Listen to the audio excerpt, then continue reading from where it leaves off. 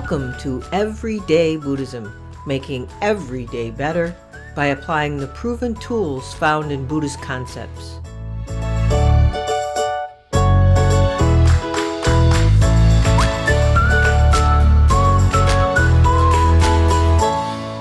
Welcome to episode 68 of Everyday Buddhism, making every day better. In this episode, I talk with Vanessa Sasson, a professor of religious studies at Marianapolis College, where she has been teaching since 1999. I so enjoyed this conversation. Vanessa is delightful to talk with. She's a storyteller and she's funny, so you'll easily connect with her as a novelist and a Buddhist scholar. Sasson is the author and editor of a number of academic books, including a collection entitled Little Buddhas, Children and Childhood in Buddhist Texts and Traditions. And her most recent academic book is scheduled to appear soon, and it's an edited volume entitled Jewels, Jewelry, and Other Shiny Things in the Buddhist Imaginary, published by University of Hawaii Press.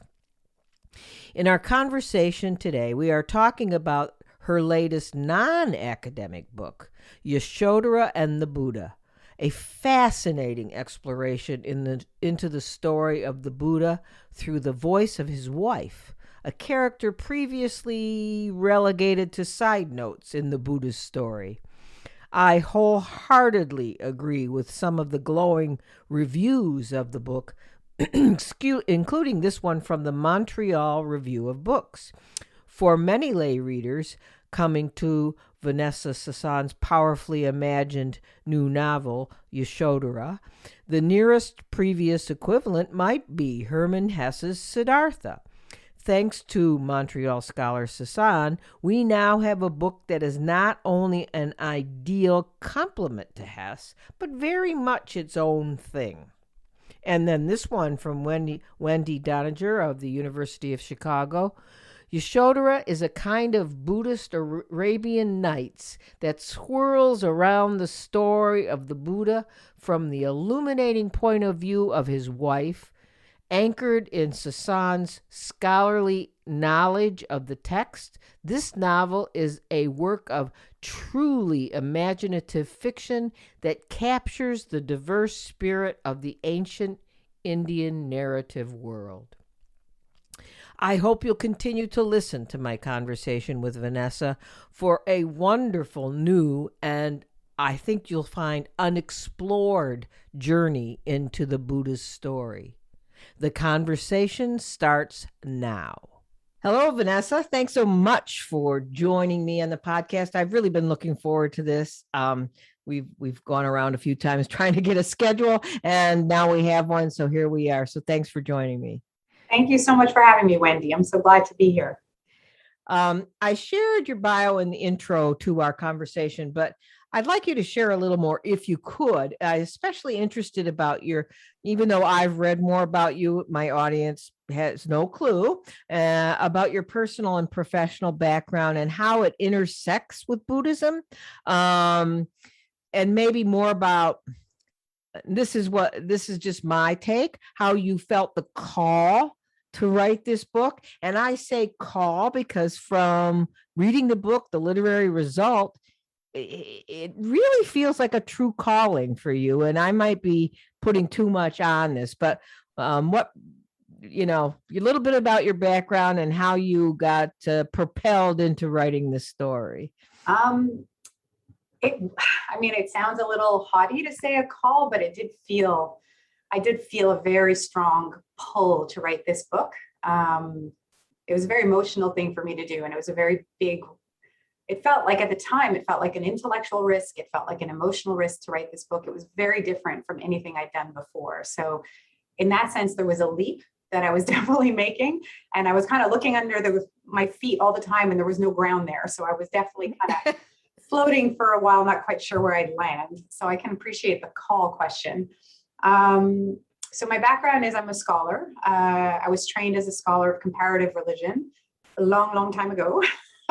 And I've been focused mostly, I did my PhD in comparative religion, but then kind of focused in on Buddhism because I realized that comparative religion was much harder than I had anticipated because you have to specialize in so many languages all at the same time, and I just couldn't pull it off. So I pulled back a little bit from that. Every once in a while, I dip into comparative work, but my work has really been focused for about 20 years on early Buddhist stories. That's where my passion has been. And I've been thinking about and writing about the Buddha's life story in some manifestation or another for the past 20 years as a scholar.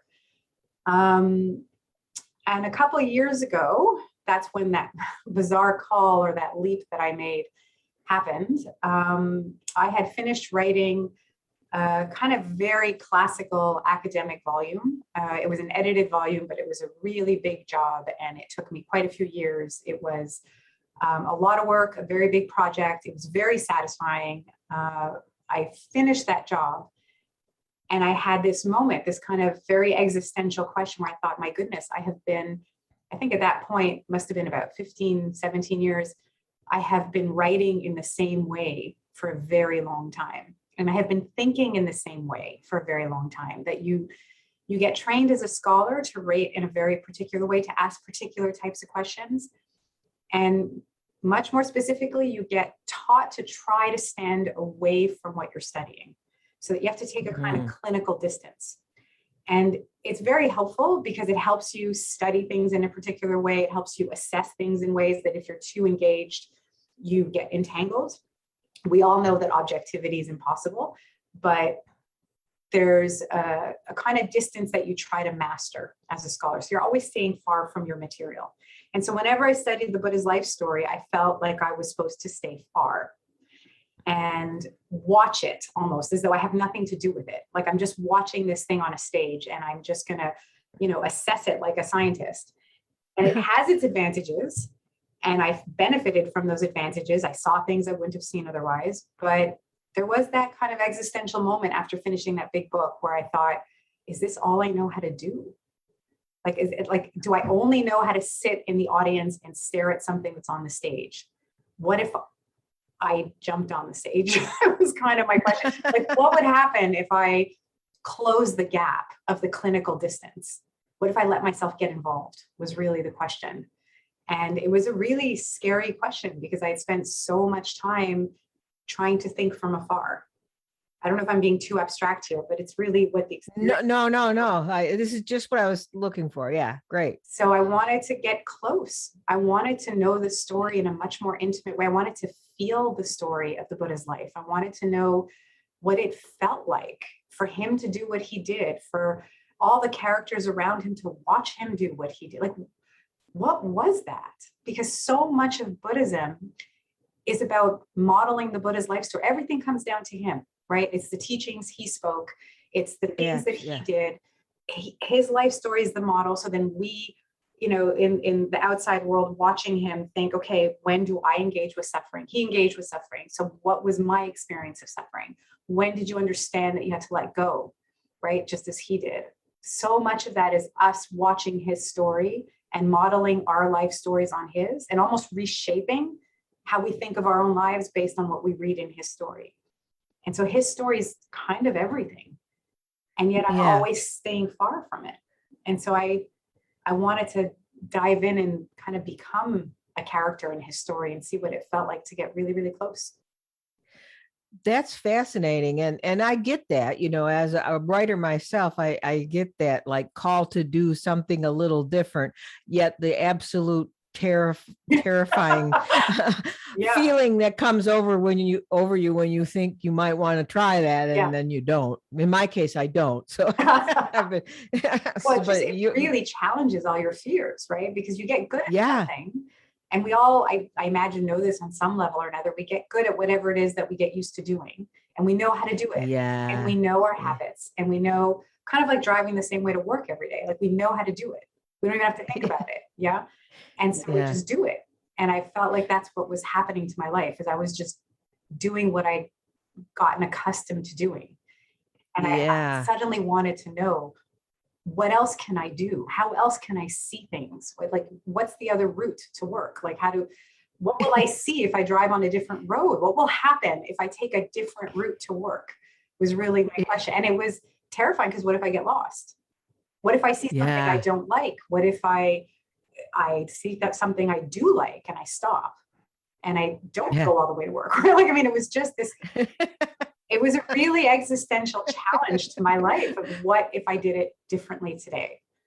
Yeah, I guess that's what comes through when you read the book. This is, this is, there's no words for how I feel about that, but because like I said, I felt something when I read the book. I felt that kind of involvement that, Yeah. maybe it was maybe your fear came through. I don't know. It was, Oh my God. well, no, it just felt so real. And yet, it, I don't know, it's and I kept saying, well, it's real because she's a scholar and she knows all this stuff, so that's the real part. Yet she's making a lot of stuff up, but that's the non-real part. And Yeah. how in the heck do you do both of those things? And that's as That's a the writer. question. Yeah, well, and we'll get to that, but I wanted to say, in the review of your book in the Times Literary Supplement of London, it says, Sasson offers an alternative version of the Buddha's early life and renunciation. Retelling such as this can destabilize or demystify a beloved narrative, but they can also give it new life. And that is what Sasson achieves here. Now, I agree with that completely. And I was talking to you prior to our recording that I was a little surprised in the way in which I responded to the book, because it was sort of I as I mentioned, I'm a practicing Buddhist. I've been practicing Buddhism for 3 decades. And so I didn't think I could have any nothing could, well, it's like I knew my way to work and I didn't think anything could distract me really. I just would think, okay, a nice little story or something. And I was a little destabilized in that it changed the way I looked at the Buddha. It's like I thought, and this is a question you can't answer, but I think it's a nice question to pose for people to think about and might attract them to reading the book, is what if the Buddha actually did go out of the palace and saw suffering like his wife, Yasodhara? She experienced suffering. Yeah. And directly later, but as a girl, she experienced suffering, and because she was of the world, whereas Siddhartha wasn't of the world. He was kept away from the world. So had he, I mean, I know this is a story, but essentially it's a myth and it's a reality. And if he had seen that, then maybe, like the rest of us, he wouldn't maybe be so preoccupied with the sort of what seemed to me like an academic interest in suffering, right? It was very removed in some ways because he was removed from the feeling of it. And when he first felt the feeling, he was overwhelmed. So that's what I will share with you. That's what got to me. And I keep thinking about that now. I keep thinking about that. And I don't know what the scholarly background is to that. If you He was removed from suffering, and so therefore, when he engaged with it, it was such a disturbing, kind of destabilizing experience. Yeah, it was I'm thinking of it in a sort of a psychological. It was like trauma. You know what I mean? And there's a quote about that later on, which I'll share. But it is. I mean, I think, I don't know. I never thought about that before. Really, it never occurred to me. Yeah, no, but I think that's it always seemed to me an obvious reading of the tradition, because you have so many texts that tell us that the king was terrified. So the early part of the Buddha's life story, for the readers who don't know, is that after he's born, he has the king has astrologers come. There's different versions of this. In some cases, a sage comes in from the forest and gives him a prophecy. In others, the astrologers are called. Whichever version we get, we eventually end up with some kind of a prophecy or some kind of a reading of the future. And the reading of the future that the king receives about his newborn son is that he will either become a great king, the kind of king that no one has seen in 10,000 years, that will make peace with his neighbors, that everyone will be fed, et cetera, or he will become a great religious teacher, the kind of which we have not seen in 10,000 years. And so either way, this child is destined for greatness, but it will either be through the path of the world, or it will be through the path of religious homelessness. And the king panics because he can't have his son take the path of religious homelessness. He needs his son to become the king.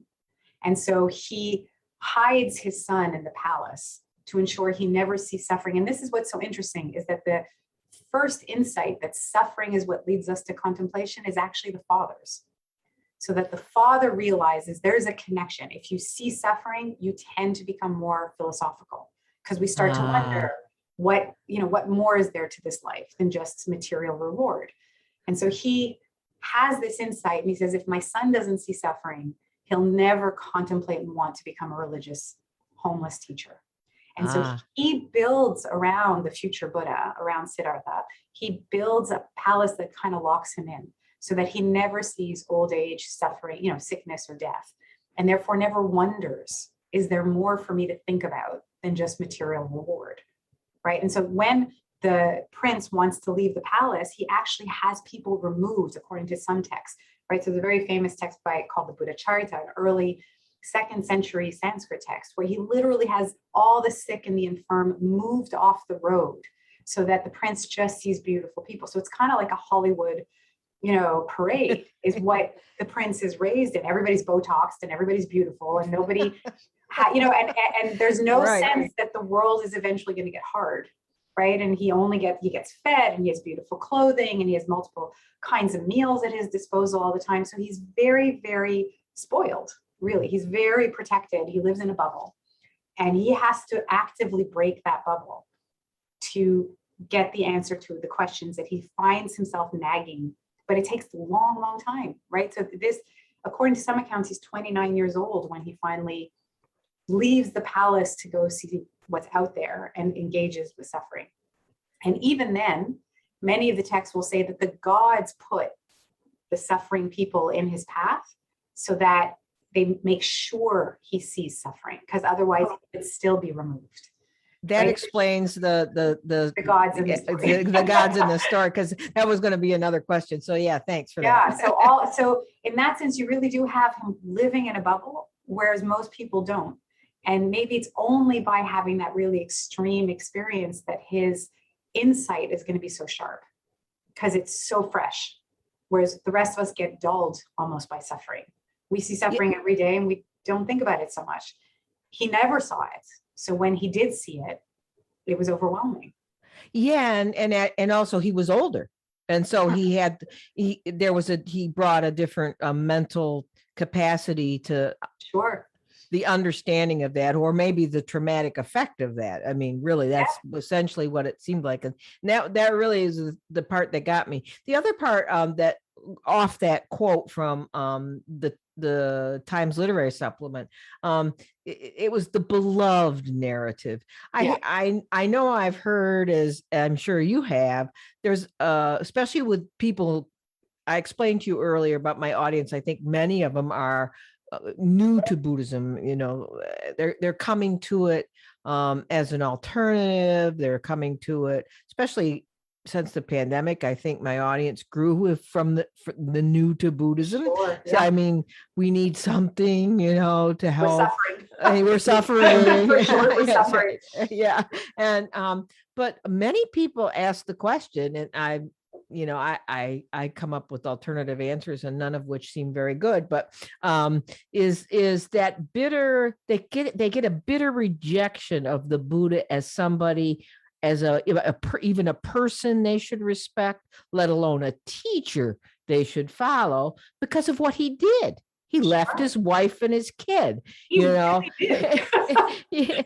mean, and the government would be after him for child support, and in this day and age. So it's like, I get that this is shocking to people, and there's this profound and also people who come from more of a secular background, there's no understanding of renunciation. And I don't even, when I teach Buddhism as from an everyday perspective, I don't even use the word renunciation or the concept of it in the same way as some people would. I use it more of a authentic becoming of who you are, an understanding of who you are, which is essentially what the Buddha did.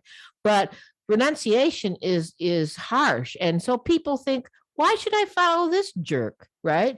Do you think your version of the story helps to answer that question, or further push it into the esoteric and mystic? Well, I'm hoping, I don't know if I can ever answer the question. See, I can't either. But I do have a bit of an answer now, but I do think what this book really has as its heart is to put that question at the center, because that's what it was for me. So the biggest question that I've struggled with for the last 20 odd years, 25 years, whatever it's been that I've been thinking about and studying Buddhism, has been this question of, what do we do with this character, right? And with this person who left his wife, left his child, absentee father, left the kingdom, right? Who doesn't know life the way I know life. I mean, he lived in a palace. Like, what does he have? Like, right? There's something so removed from him that it's infuriating. How does he then teach me about suffering? Like, when he lived in a palace, like, for crying out loud. So exactly. Right. So there's definitely a kind of fundamental frustration. That was why I needed to write this book as opposed to another book, is that when I thought about writing this book, I knew I wanted to write about Yasodhara, about the wife of the Buddha. And what I wanted to do is get close to it, because I needed to understand this. Like, I actually needed to wrestle with this question for myself. And maybe that's what you were finding is so kind of strong, is that it's my own personal existential wrestling match with the story. I needed to go right to the heart of the part that upsets me. And what upsets me in Buddhism is what upsets, like you just said, so many other people, is that he did this. He just dropped the ball and walked away. And I don't know how to relate to that, especially as someone who chose to be married and to have a child. It's even worse, right? Because I think, well, so I'm not a good Buddhist now because I didn't drop the ball and walk away. Like, what is this? What am I supposed to think of all of this? So the whole book really is that question. And so I don't know if it's going to help anyone answer it, but what I do with this book is I put that question in the middle. It's right, is that this is the question. And this is what we have. If we're going to take his life story seriously, I do think this is a major question to wrestle with. I don't know what the answer is, but I'm going to wrestle with it. I don't know who wins the fight, but I need to fight it out. And so so the story, for the readers who don't fully know it, the more I looked into her story, the more upset I became. Because not only is Yasodhara his wife in his final lifetime, but when you look back and you read kind of a lot of these early Buddhist texts, and they're very complicated and confusing, and I don't blame any reader who can't make heads or tails of all the different Buddhist texts that are floating around. But when I go through those, one of the things that comes up over and over again is the fact that she was, Buddhists believe in reincarnation and multiple lives. And so the Buddha's life story, as we tell it, is actually the last life story after hundreds of thousands of lifetimes before. And so the Buddhist story is actually much longer than this last story. He's been working towards achieving awakening for lifetimes. And the tradition tells some of those previous life stories as part of its history. And so when Buddhists tell the story of the Buddha, they don't just tell when he was born in this last life, they go much further back in history. And what's interesting is when they tell their past life stories, whether you believe this is history or not is kind of beside the point. It's how the tradition tells its stories. Right. When they tell those stories, at the end of every past life story, there's a kind of little explanation paragraph. And in that explanation paragraph, it says, this character was my mother in my last life was my mother in my past life. The father in this past life was also my father in my last life, right? Like, he identifies all the characters. And you realize that all the characters in his last life have been floating around him for lifetimes, that they've all been working towards achieving awakening, all moving together as a collective. He didn't do this as an individual. He did this with a unit, a family with him lifetime. He's a lot less individualistic than we've kind of reckoned with all this time.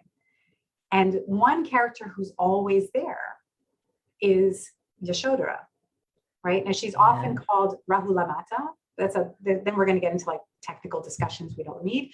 But basically, his wife in his last life was his wife lifetime after lifetime after lifetime. So she was with him forever. He could have had so many other wives, but it's always her. And so she's there taking rebirth with him, always partnering with him, their lifetime after lifetime after lifetime. Then in their final life, the literature tells us in Chinese literature, Tibetan literature, Pali, Sanskrit, it's all over the map. All these traditions say they took their last lives together, that they're reborn at the same time again, so that you really have a sense of their connection. And so they take their last life together again. They grow up in the same kingdom again. They get married again. So you have a sense that she has been really beside him for way longer than any of us has been with our spouses, really connected to him. And then after marrying her, after being with her for years in the palace, where I imagine she's locked in with him because the king doesn't let his son out. So she's kind of imprisoned herself with him in this bubble.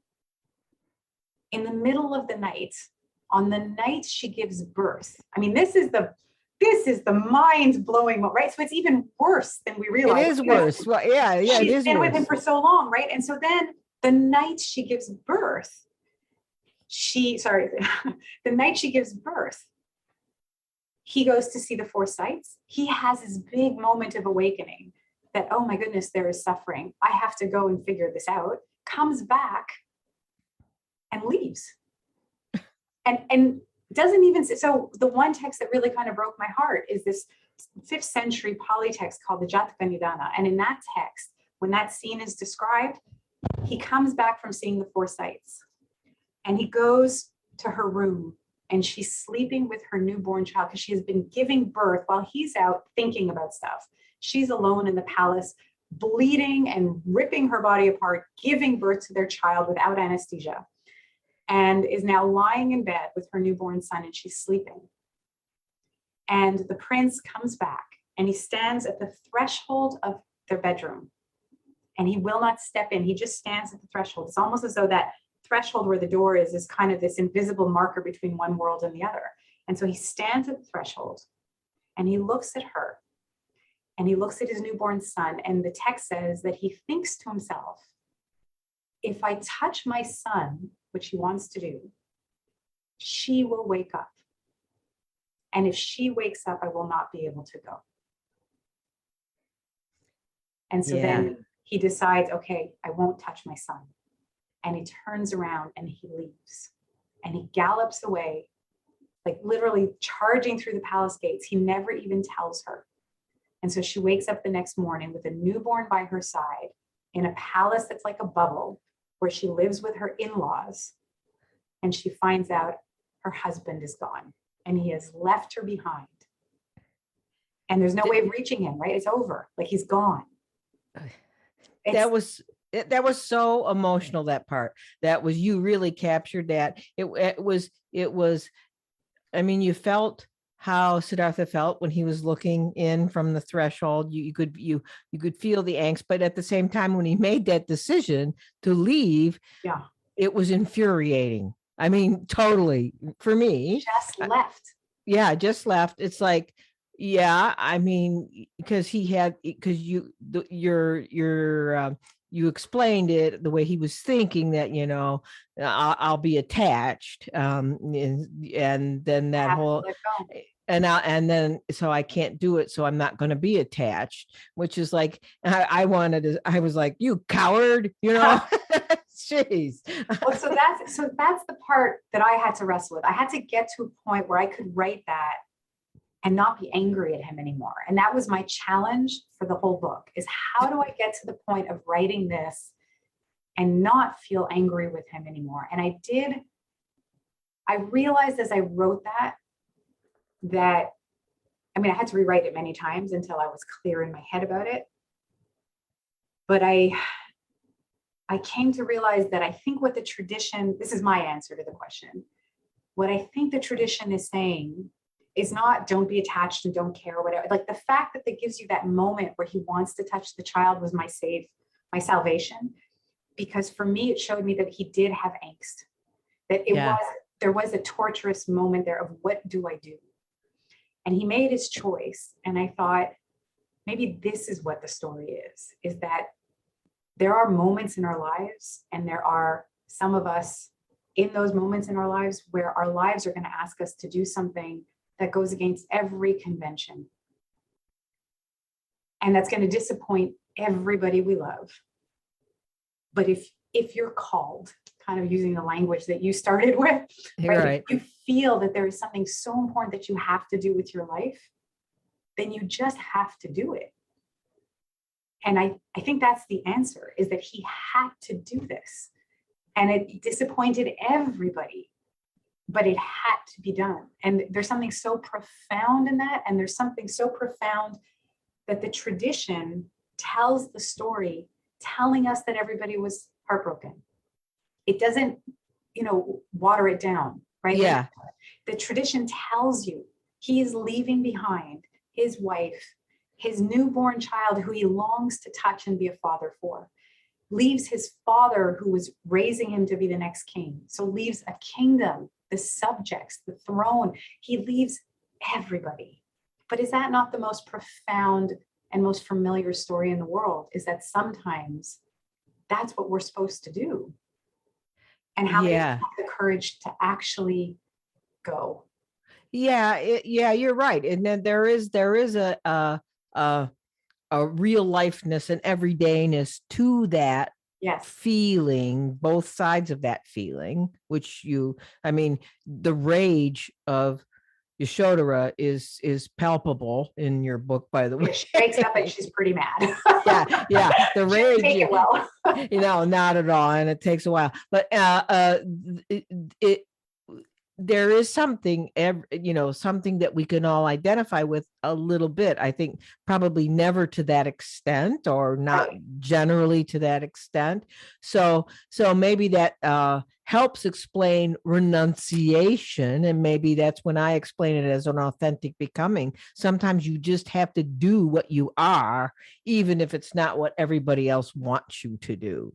That's where it led me. Is that the only way I could understand him and this radical, crazy, awful thing that he did was that it had to be done. And in the end, it does lead to more goodness in the world, right? Yeah. And so that's the Buddhist story. Whether you agree with that historically or not is separate. But the Buddhist understanding of what he did was that it was for the benefit of all beings. So it's not as selfish, I'll do what I want and to hell with everybody. It's there's such an important thing that I need to do for the benefit of others that I might have to not do the smaller things that are for the benefit of these separate individuals. Right. It's very powerful that way. So it's not just a selfish, I feel like partying. It's not that at all. It's a very profound sacrifice to do something more vast than we normally do with our days, right? And so in that sense, it is a very extraordinary story. But I think we have to do the work to realize, we have to understand her pain to understand what he did. And I think we've been missing that. Yeah. I think that put it in stark relief in a way that you don't look at it. I mean, you knew the Buddha left, or Siddhartha left before he became the Buddha. Right. And like I said, that irked everybody that I know of, including myself. But then again, in knowing how she comes to terms with it and what he felt from this fictional portrayal, which it does help put it in a way that maybe we can understand, because we've done something similar. Maybe just not as much. I explained this to you, that this book gave me a lot of feelings, and I urge everybody to read it, because like I'm a long-term practicing Buddhist, and I never thought I'd ever change my relationship to the story, or I didn't even think about it, actually. I just, but when I came to read the book, I really never thought, well, this is going to change me in any kind of way in my relationship to Buddhism. But it did make me rethink a lot of things. And my personal experience with the book is that I did feel that it, so therefore it gave it new life. I mean, that's why I urge people to read the story and do what I always urge people to do from a Buddhist practice perspective. Buddhism isn't about answering questions. It's not, that doesn't give you the answers, but just asking more questions of how you relate to the story. What does it mean to you? All that, like you just explained. And so in deferring to you as a scholar and your research and your academic credentials, I felt really buoyed in my Buddhist journey by the woman-centered perspective. I often stopped in my reading actually to reflect on the wisdom and strength shared by Yasodhara, which is the Buddha's wife. And by the way, if anyone doubts Vanessa's street cred, her credentials, refer to the extensive 30-page section of notes and study questions at the end of the book. Never had a fiction book with that. I know, it was a bit of an odd thing. Yeah, was an odd myself. I know that was clearly the academic impulse overcoming you. But clearly, but it was helpful to me. I liked it. And go ahead. Sorry. Well, the endnotes are really important. I was going to mention that because I wrote the novel without any notes, but after I finished it, it was only after it was like done. And I actually had a publisher and I was about to send it off to the publisher. And then I stopped and I thought, I'm going to get one question 1,000 times. I am sure of it. And that is going to be, how do we know any of this? Where is your story coming from? So before I sent it, I wrote to my publisher and I said, wait.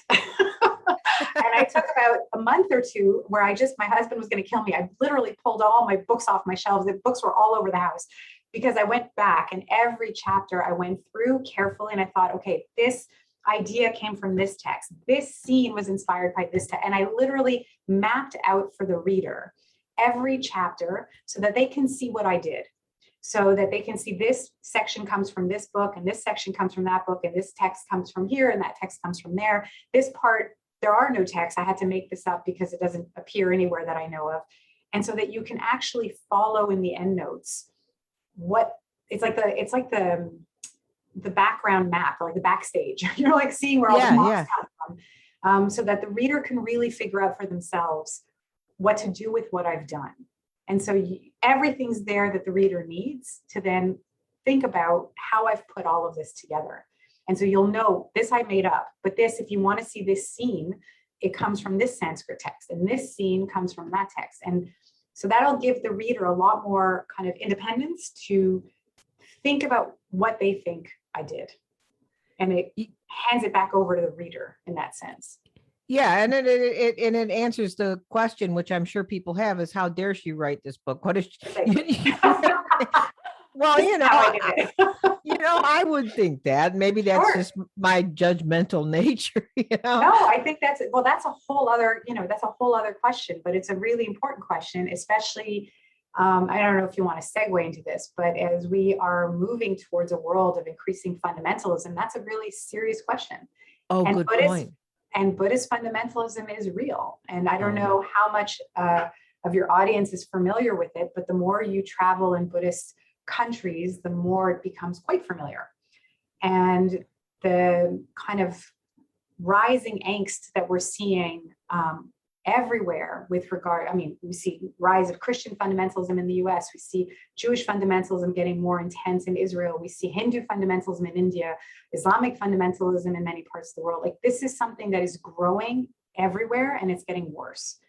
There's a rise of nationalism and a rise of fundamentalism as the world gets more unstable that I think we will see get increasingly worse over the next decades as we find climate refugees clamoring at doors, and we're in for a bit of a ride. And Buddhist fundamentalism is definitely part of that trajectory. A lot of, I think, new Buddhists in the West might find that odd, or think that Buddhists can't be fundamentalist, but there actually is quite a bit of it. Oh, and yeah. It's here. It's here. It's I run into it a lot. I actually, I get terrible comments on my Apple podcast You that must. it's that how dare I question, how dare I repurpose this Right. text to make it something applicable to everyday life. It's like, and it's it's hard to make Sure. peace with them, but you're right. It's a wonderful way to go there, right? To answer that question, how dare she? How dare she? Because she knows what she's talking about. Well, I don't know that it would. I mean, if somebody's going to be angry, there's very little that, like, the decision's probably taken before. Oh yeah, yeah. So it's never going to stave off everything, but it's certainly a way of kind of engaging that conversation for those who are going to be willing to. I didn't really just do it for that. I did it really because I wanted students and readers to be able to look at the material themselves. That being said, I also have a very heightened awareness that this question of how dare she is a question that's growing. And part of it is really understandable with histories of white supremacy and colonialism and all the distortions that we've done in the West to traditions in India and Asia and East Asia. We deserve it. And so we have to be very careful about cultural appropriation and be really transparent about what we're doing and really thoughtful about it. And so that was also part of it. And then there was the last part of, for the fundamentals out there who want to attack if they choose to, this is my answer if you care to read it. So there's like a whole kind of, kind of conversation that's behind the surface there that I think is really important, because I don't want to culturally appropriate something inappropriately. I don't want to take on a voice that's not mine to take. However, that being said, and this is something that my introduction addresses directly, and the preface to the introduction does as well, by another scholar, is when I ask myself those questions, am I allowed to write this book? How dare I? Can I do this or can I not do it? Again, I had to wrestle with that question. For a while, I thought I might not publish this book because maybe I'm not allowed to do this. I'll just write it because I want to do it. But then one of the ways in which I kind of answered that question for myself was that this is what Buddhist history has been doing for 2,500 years, is that wherever Buddhism goes in the world, it gets adopted by that particular place. Right. It takes on the language, it takes on the traditions, the customs. So Buddhism starts in northern India. It moves to Sri Lanka, and right away in Sri Lanka, all the texts get translated in Sinhalese, and all kinds of rules are adapted to meet Sri Lankan needs that are not Indian at all. Then Buddhism goes to China, and China translates everything into Chinese and tells stories from a Chinese perspective. And so for 2,500 years, Buddhism keeps telling its stories in different ways and in different languages. And so when I kind of put that together in my head, I realized the answer to my question was, I'm invited to do this, that this is what the tradition is built on, is for each generation to engage with the literature and then say it in their own voices. Yeah. And I think that's really important too. Yeah, actually it was a question I was going to talk about, or something I was going to bring up later on, but you segued into it really nicely here. And I heard you on another podcast, by the way, the Bloomsbury academic podcast, which is it was a really good interview. And I liked how you said it was because it is true. I mean, I practice in primarily a Mahayana tradition, and there are a lot of people from the Theravada tradition and people who are fundamental from where their culture is, and and there are people who grow up Buddhist and don't know anything about Buddhist texts. Really, sure. I mean, it's sort of like people who grow up fundamentalist Christians who don't know much about Christian texts. But the point you made in this other podcast episode was that was your comment about how Buddhist textual foundation is kind of open-ended. And since it has multiple texts and not one Bible, and that's the thing, it's like the Mahayana story is totally different. Like, I mean, it's like, it almost seems like you're talking about something else entirely. And I get that question all the time. Well, Buddhism says in the sutras that you shouldn't do this, and it's like, well, you have to explain to them, well, that's from the text that's talking to monks and nuns, and it's so complicated because everybody's looking for the Bible. I get that question all the time, what's the Buddhist Bible? And it's like, well, sure. Well, that's our habit, right? That's the Western habit. We're used to religions operating with the Bible, so we look to other traditions and go, where is it? And it's very hard to get used to a tradition that operates in a different way, but it doesn't have a central text. It has a library. Yeah, and exactly. And it's like, I actually get constantly, I did a whole podcast episode about this. It was called, What Does Buddhism Say About? Because I get that question all the time. Sure. What does Buddhism say about? And I always say, well, Buddhism is like not one thing. So please, I can't even answer that question. So it's hard because especially when you're new to the tradition, we want something simple to kind of hold on to go, okay, this is it. Right? Yeah. And then now I've got it. Now I've got it. And then the second you do that, it like escapes you because you're like, oh no, but then there's that. And so, right. So it's very tricky to engage with Buddhism for the first time because it doesn't give you that category that satisfies us. And the habit of saying, okay, but just tell me what the real Buddhism says. It's just so I can know, and then I'll let you complicate it. And it's very evasive that way. So so the notes are also about that, is about showing. So if you're like a student of the tradition, by reading the notes, it's almost like a map to all the different kinds of texts that are out there. And you start to realize how much variety the tradition actually has. And just by like seeing it, you'll start to get, oh my God, there's so much of this stuff. There's no one text. There's story after story after story, each story being told in its own way, with its own voice and its own language, which is why I thought, then I'm invited to tell the story in my own way, in my own language, as long as I'm really clear about what I'm doing. Right. And that's and you said it invites you to tell the story again. And I wish more people would engage with Buddhism that way. That's why I talk about everyday Buddhism. It is experiential, if it's nothing else. It's how it works in your life and how you use it to answer your own questions. I'm not going to give you the answers. You're going to sit with the questions. And I really love that. That's a very Zen thing to say. well, of course it is. Yeah. That was great. See, that was also its own kind of phenomenon. Yeah, well, it is. But, I honestly think that there's a lot of that. I practice more in this from a Japanese Mahayana tradition, which is, and it's a combo. It's a non-sectarian, and it's a combination of Zen and Shin Buddhism, which is Shin is like the other side of the tracks Buddhism that nobody seems to know about, and I love to talk about it, but not here. But anyway, I really liked what you said about it invites you to tell the story again, and it reminded me of a quote from Stephen Batchelor in his book Secular Buddhism, Imagining the Dharma in an Uncertain World. I put that as the intro to my book, Everyday Buddhism. And he wrote, discarding all elements of supernaturalism and magical thinking, one returns to the mystery and tragedy of the everyday sublime, which your book is totally about the everyday sublime.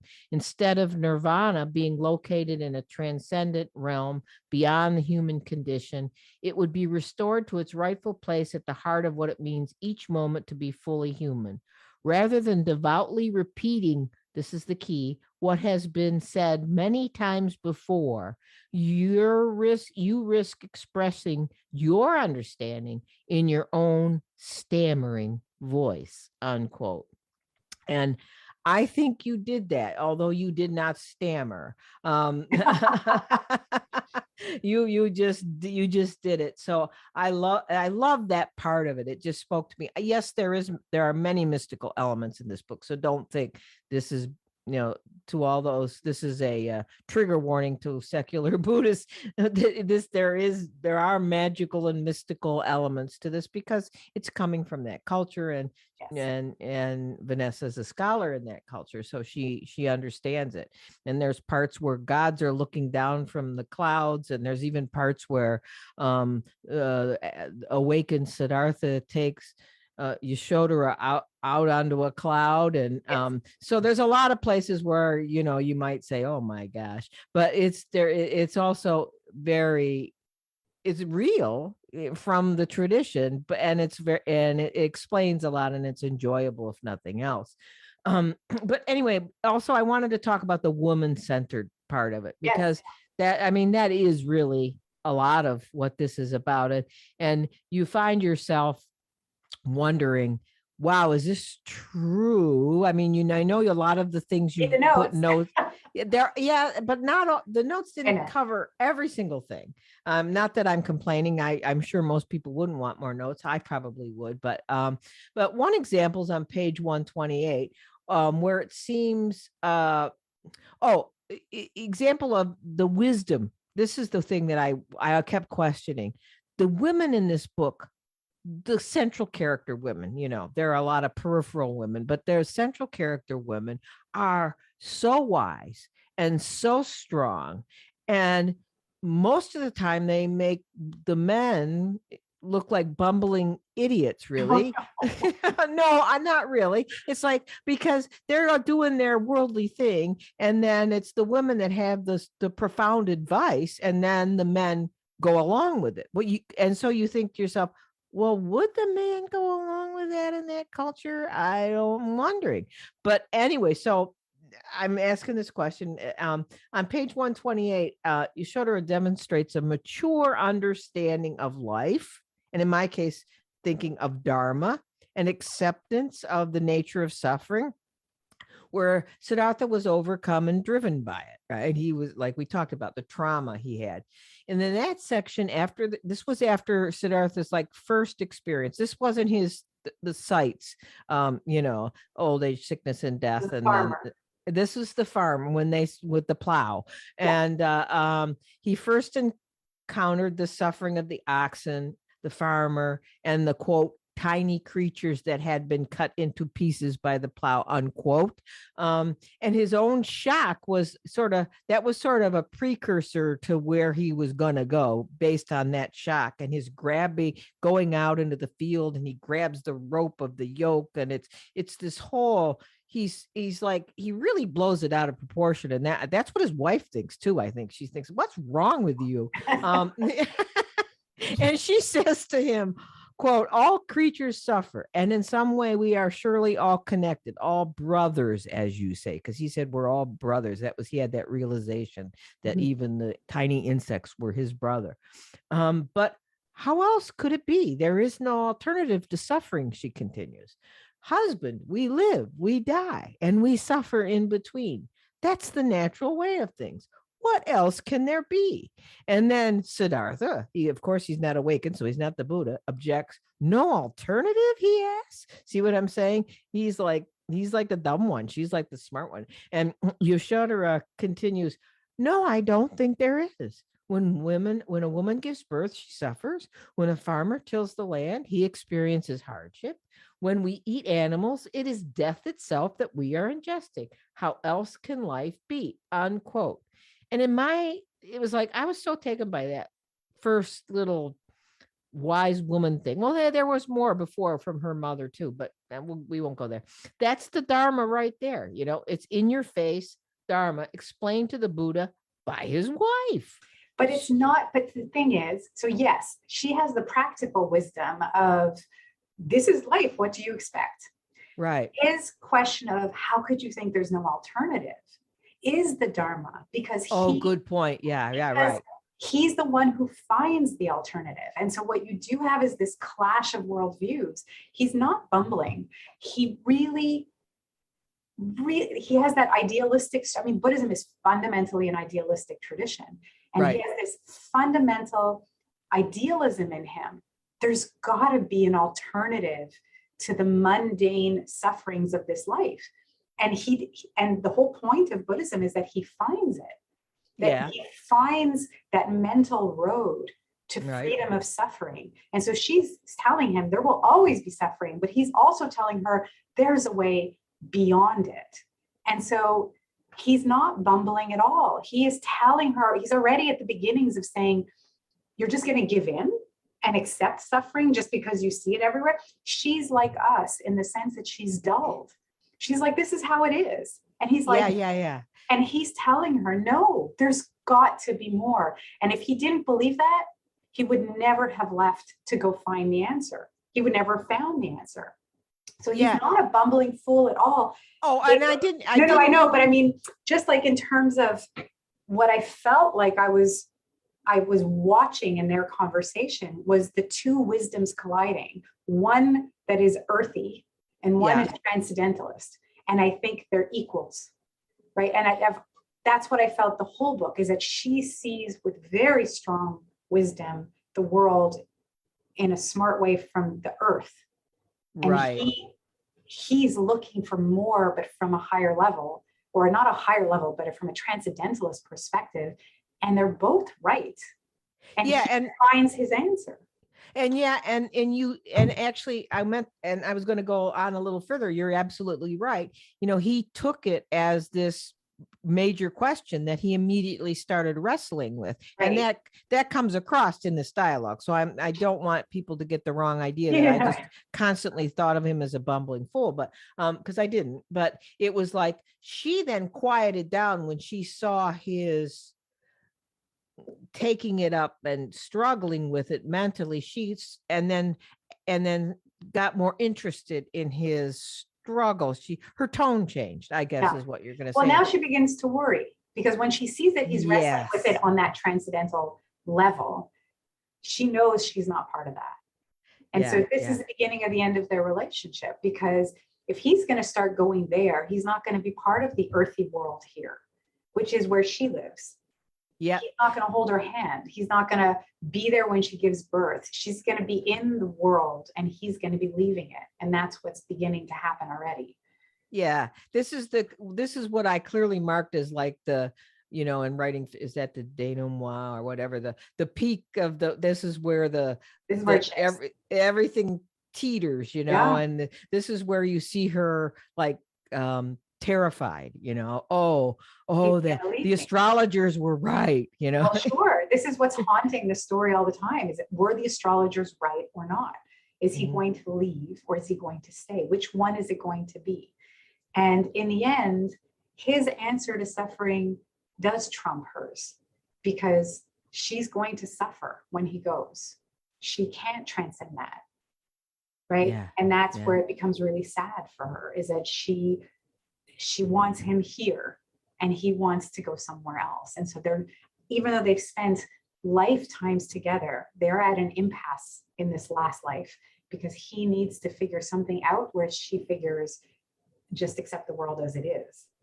And he thinks, no, let's transcend it. And it hurts. And she's left behind. She's really left behind. She doesn't follow him for a long time.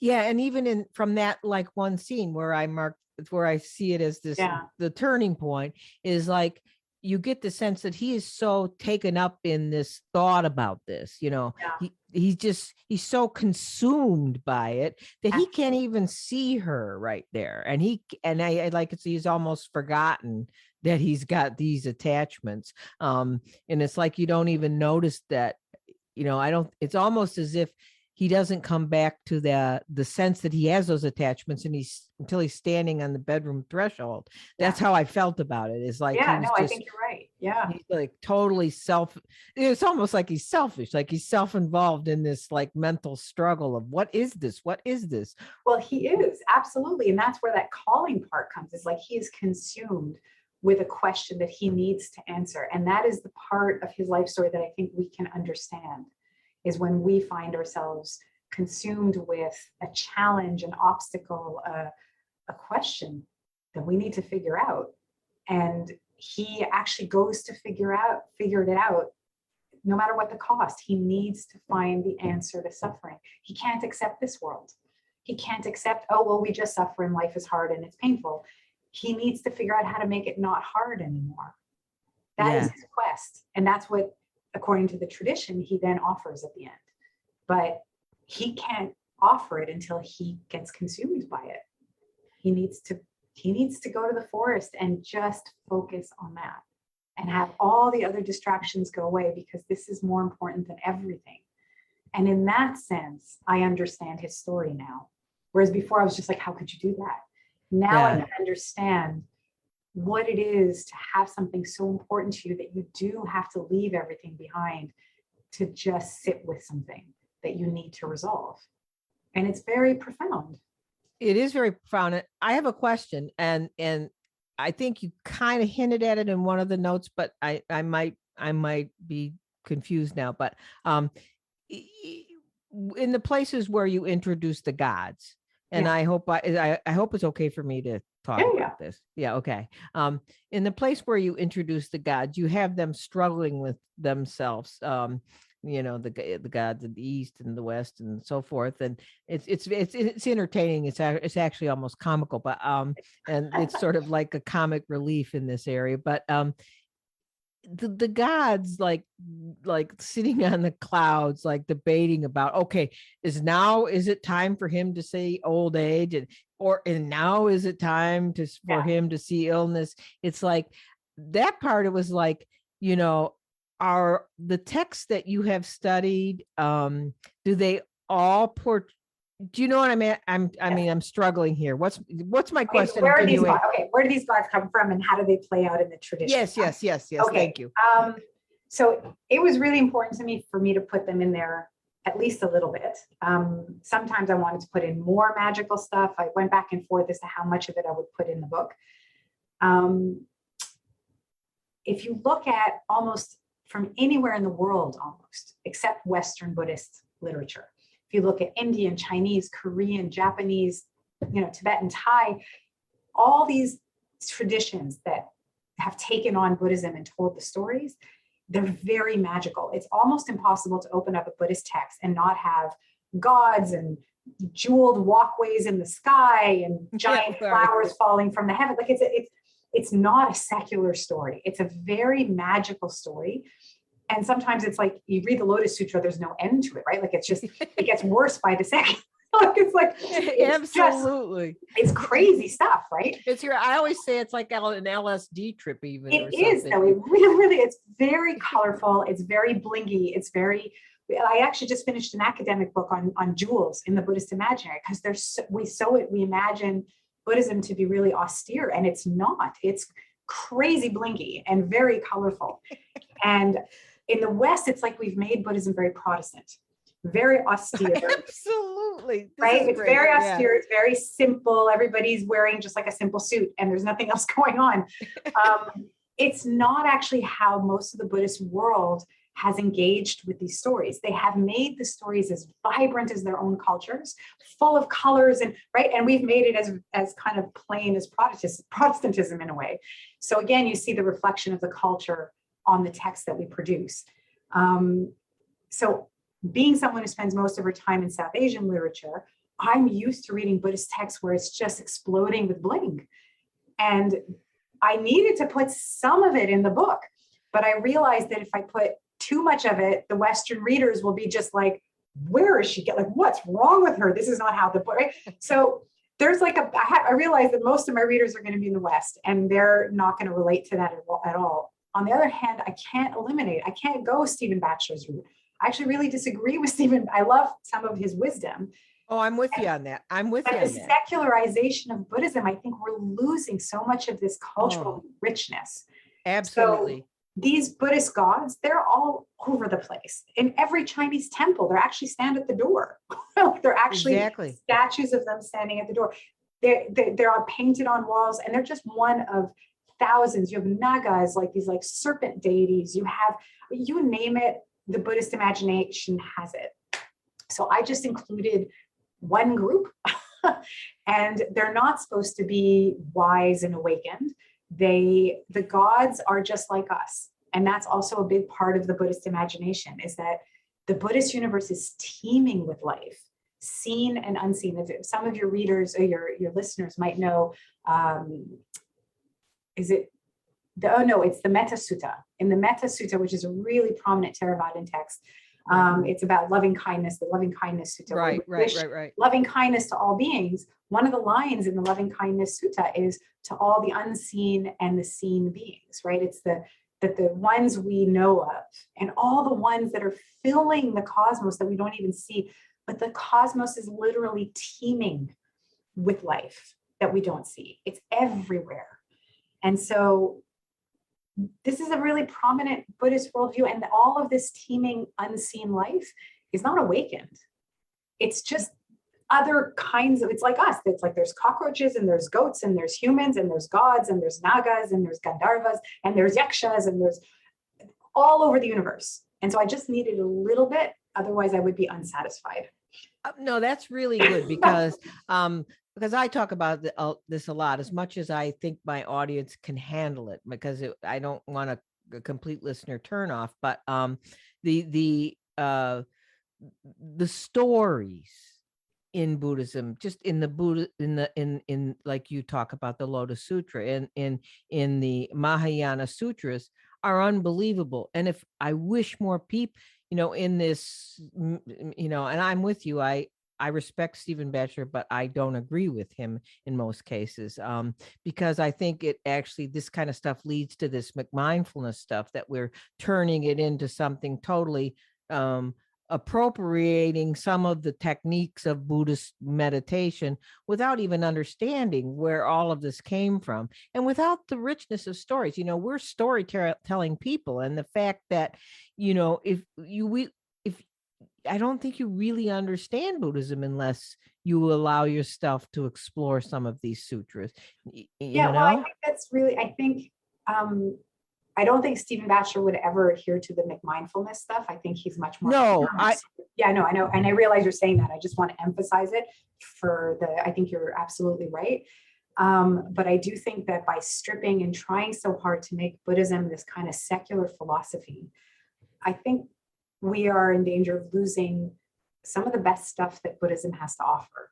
And right. Buddhism is not just about mindfulness, and mindfulness is not just about the moment, because the moment doesn't even really exist, because it's gone before it's happened, right? Like, I don't really quite know what the moment is all the time when people talk about that.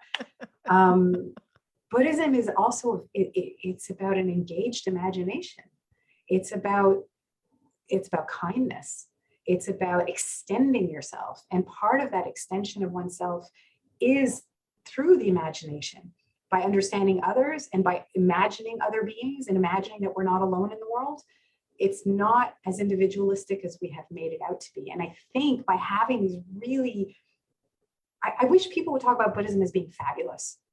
I really do. I feel like bling and fabulous should be like the immediate hashtags to anything that is Buddhist. I think it would challenge us in a much more interesting way, that there's this fabulous realm of the imagination that pushes us to extend our kindness, to extend our awareness, to imagine that we're not alone in the world, that that everything is vaster and bigger than the individual self.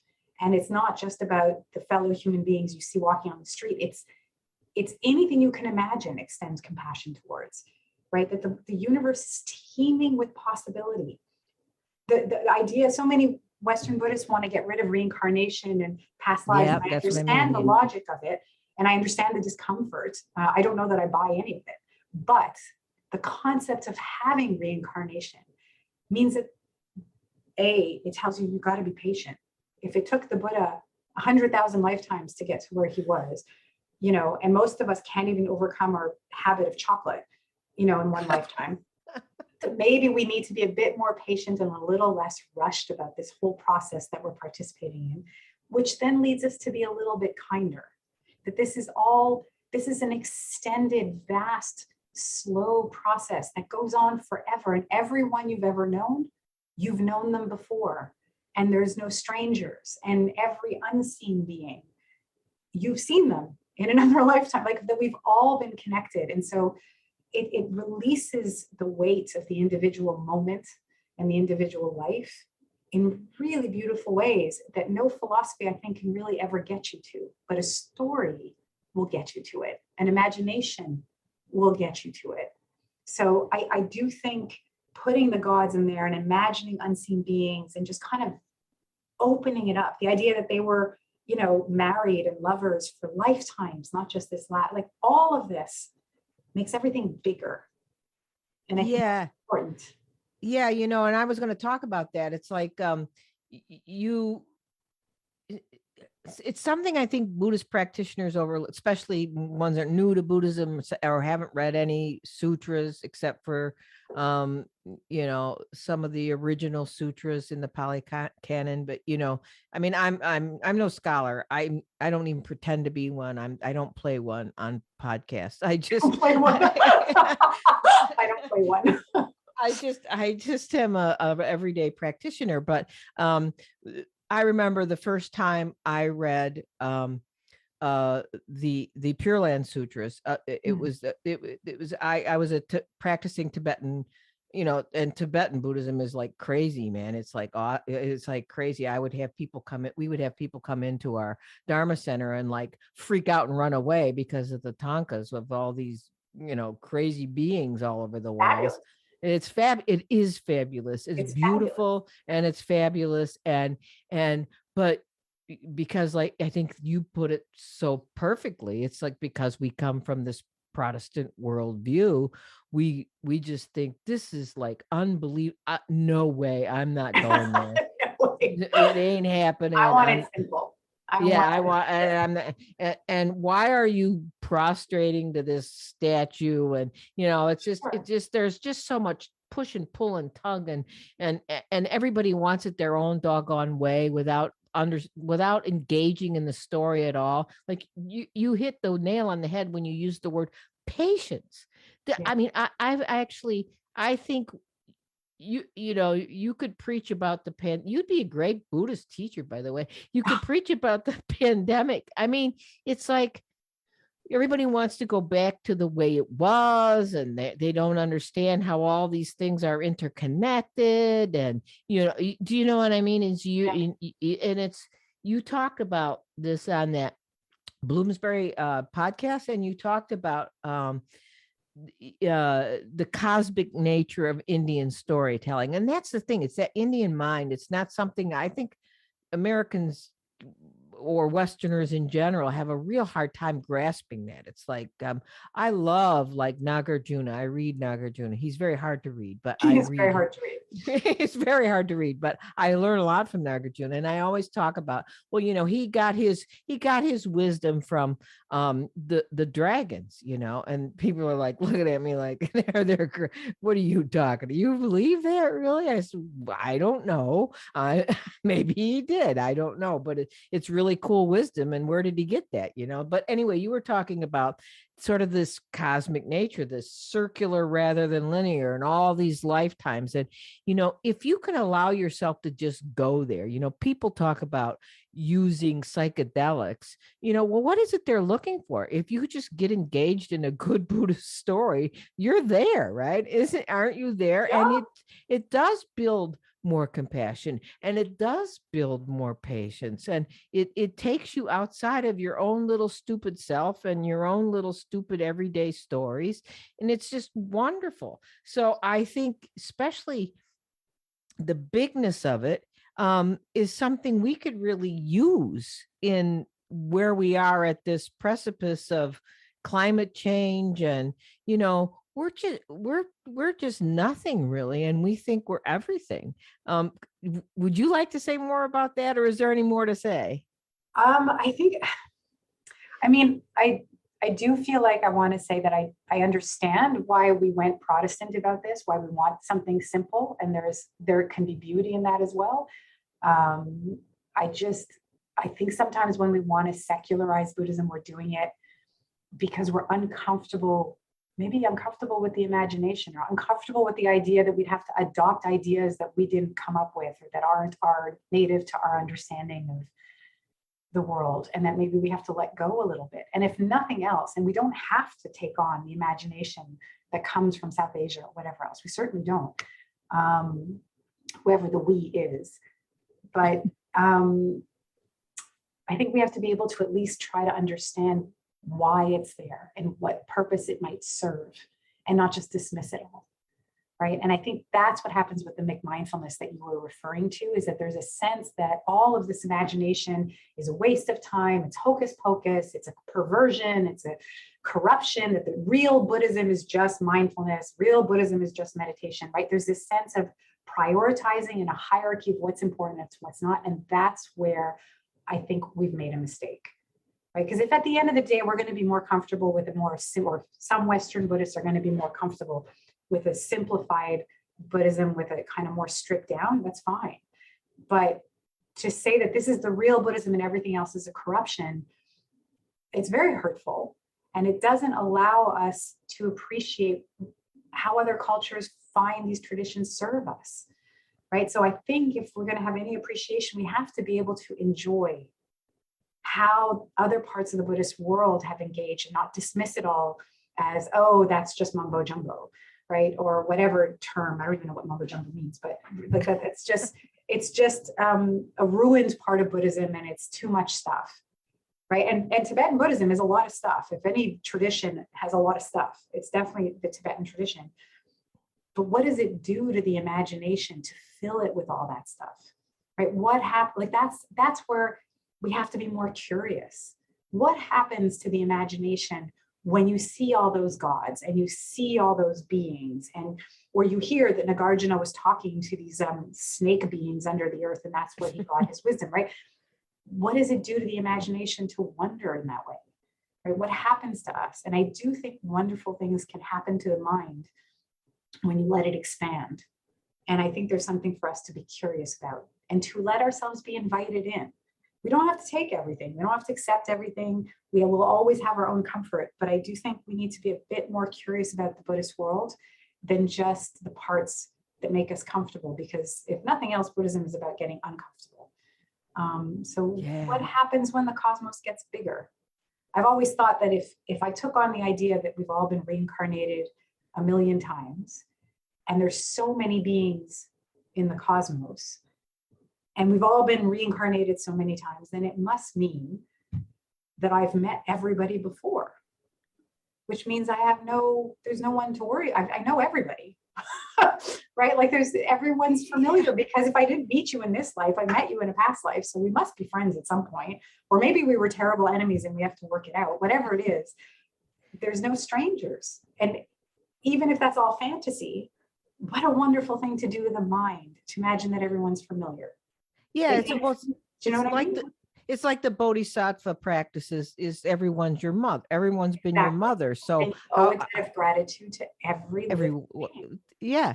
And that's a hard thing to explain. I do that prayer in my Sangha.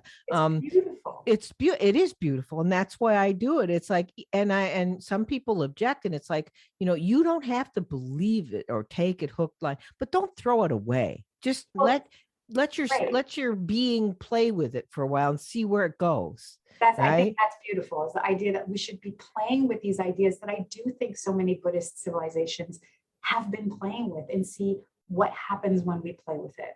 What happens to us and our imaginations when we take on an idea, like every person was our mother, or every being, right, was our mother in a past life.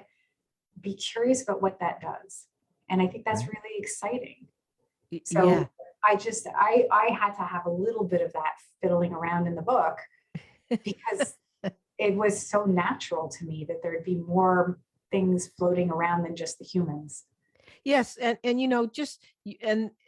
that's why this book is such a wonderful, it's not just, and I shouldn't say just, that's a terrible way to put it.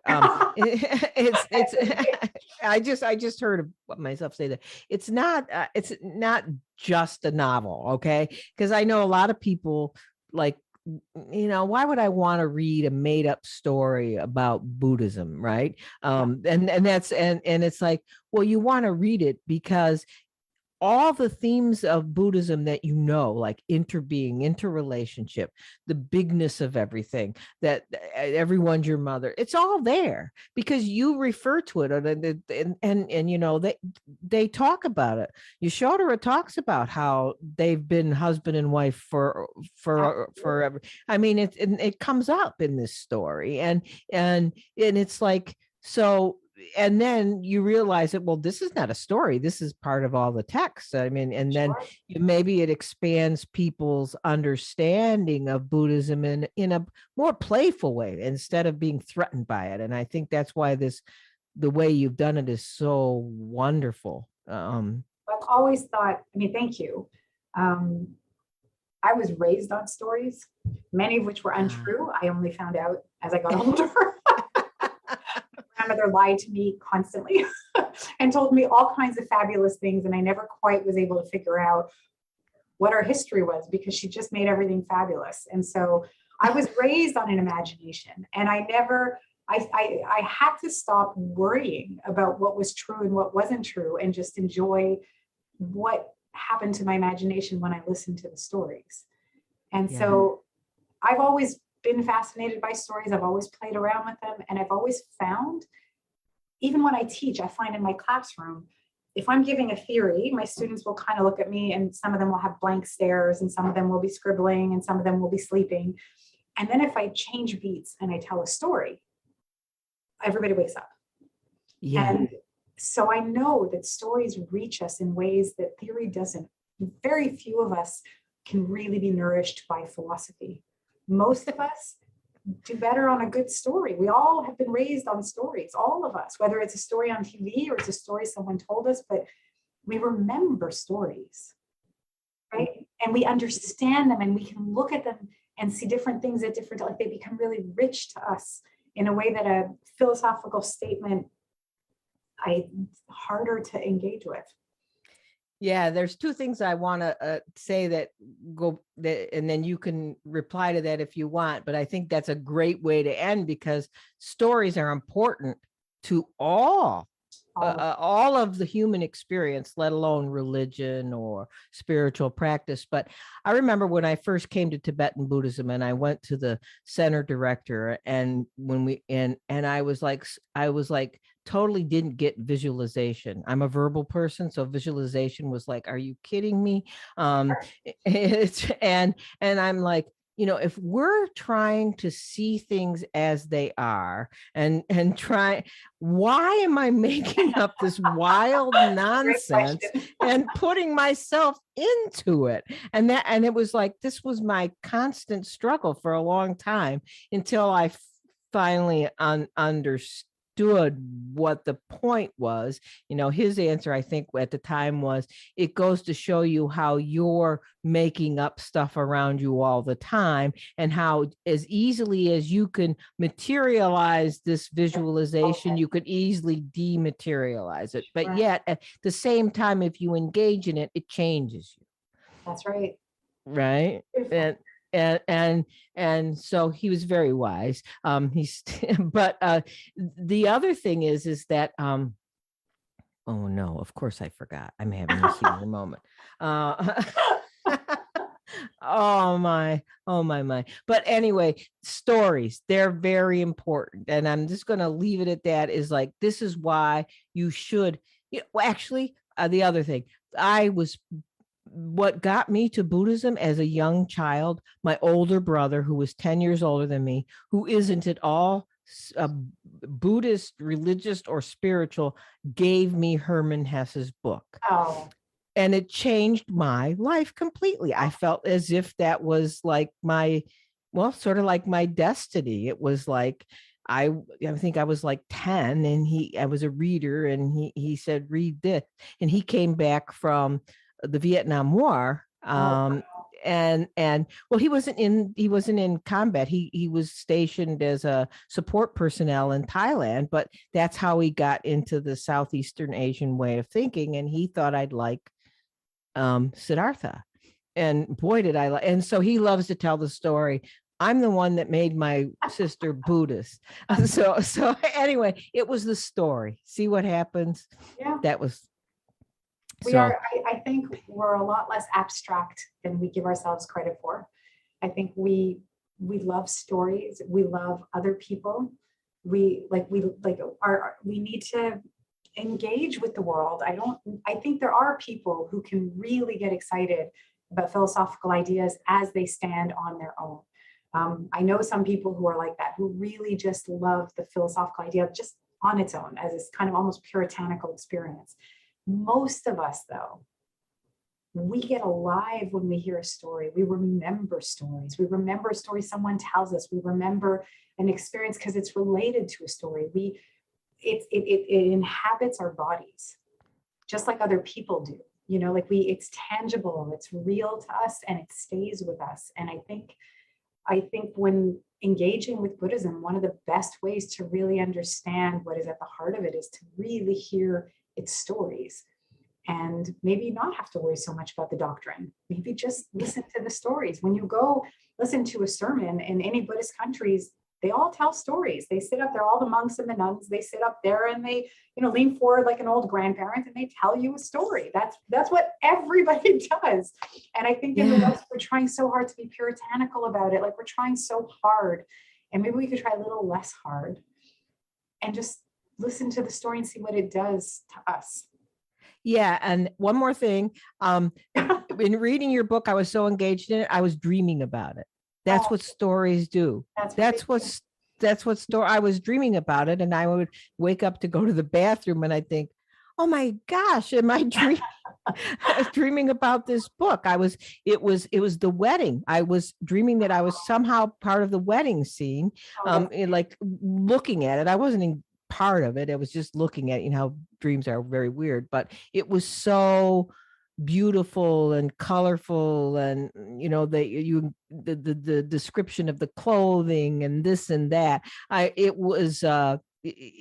think it just captivated the imagination, and I kind of think that's why do people binge on Netflix in a pandemic, right? Great story. It's right. Yeah. So Vanessa, is there something else I should have asked you? Oh, it was a wonderful conversation. Thank you. Are you okay? So we'll just say thank you for being on my podcast. Thank you for your wonderful book, and please, everyone, try it. Even if I'm not a fiction reader generally. Like I told you, I read Nagarjuna. So what the heck? I mean, right. I think everybody would get so much out of it if they read this book. So thank you for being part of it and explaining, doing a deep dive on how it all came about. It was my pleasure. Thank you so much, Wendy. Thank you. That's it for this episode. I'm sure you enjoyed the conversation and Vanessa as much as I did. It was one of the most enjoyable conversations I've had as a podcast host, if you didn't figure that out already from my giggling. And don't forget that you can join me and others in the private donation-supported Everyday Sangha that meets virtually via Zoom every other week on Saturday mornings at 10 a.m. U.S. Eastern Time. The Sangha just started a study of the Diamond Sutra, so if you'd like to join the Sangha at the start of a new study and practice, now would be a good time. And please consider supporting the efforts of this podcast and related groups by becoming a community member for $5 a month. If you do, you will have access to blogs, members-only podcasts, an education series or two, a private Facebook group, and our new Introduction to Buddhism class. The first cohort of the new intro course is almost done, but we're actually it's in its last class, but look for it to start again, tentatively at the beginning of June. The class is free to members of the Everyday Buddhism community and the Everyday Sangha. If you don't follow me or the Everyday Buddhism on any of the social media platforms, Facebook, Twitter, Instagram, go to the Everyday Buddhism website and join the membership community if you're not already a member of the community or of the Everyday Sangha. You can go to www.everyday-buddhism.com and click on the tab that says, quote, join community or Sangha, unquote. And you can join the Sangha there too, if you prefer. When you join the Sangha, you're already an automatic member of the membership community. I can't stress enough how thankful I am to those of you who donate and or join our groups. Since I do not seek podcast sponsors and do not ask for membership financial commitments to any of the groups or the podcast, my work and the cost of the infrastructure needed to support what I do is entirely self-funded except for your donations. So thanks again. And thanks, too, to all of you who write in with comments and questions. I do read everything, but I can't always respond. And another way you can help the podcast is to rate and review it on your favorite podcast platform. It's important to share the podcast with others if you find it helpful in your life. And if you could, take a minute to comment so people will know why you love Everyday Buddhism. And if you like this podcast and aren't always already aware, I wrote a book in the same everyday style called Everyday Buddhism, Real Life Buddhist Teachings and Practices for Real Change. Look for it on Amazon. And if you've read it, please take a minute to rate and review. Okay, that's it for all the announcements this time.